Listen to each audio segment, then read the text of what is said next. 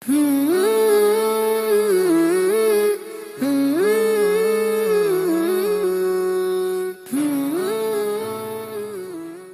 اللہ الرحمن الرحیم۔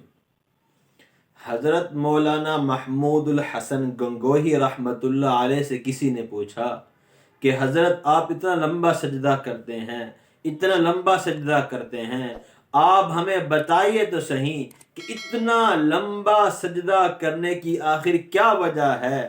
حضرت مولانا محمود الحسن گنگوہی رحمۃ اللہ علیہ نے فرمایا کہ جب میں یہ سجدہ کرتا ہوں اور اللہ کے سامنے اپنی پیشانی کو ٹکا دیتا ہوں، پھر جب میں اپنی پیشانی کو اٹھانے کا خیال کرتا ہوں کہ اب میں اپنے سجدے کو ختم کروں، پھر میرے دل کے اندر یہ خیال آتا ہے، پھر پتہ نہیں کبھی یہ موقع ملتا ہے، زندگی اتنا موقع دیتی ہے کہ نہیں دیتی کہ میں اس پیشانی کو دوبارہ اپنے اللہ کے حضور رکھ سکوں، اس پیشانی کو اللہ کے سامنے پیش کر سکوں، دوبارہ میں سجدہ کر سکوں۔ جب میرے دل کے اندر یہ خیال آتا ہے، میرا سجدے سے سر اٹھانے کو جی نہیں چاہتا۔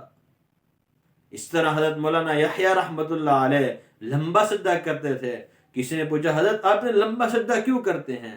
تو فرمایا کہ سجدہ کرنے والے کا سر تو رحمان کے قدموں کے اندر ہوتا ہے، اور جب میں سجدہ کرتا ہوں مجھے یہ محسوس ہوتا ہے کہ میرا یہ پیشانی، میرا یہ سر جو ہے وہ رحمان کے قدموں کے اندر ہے۔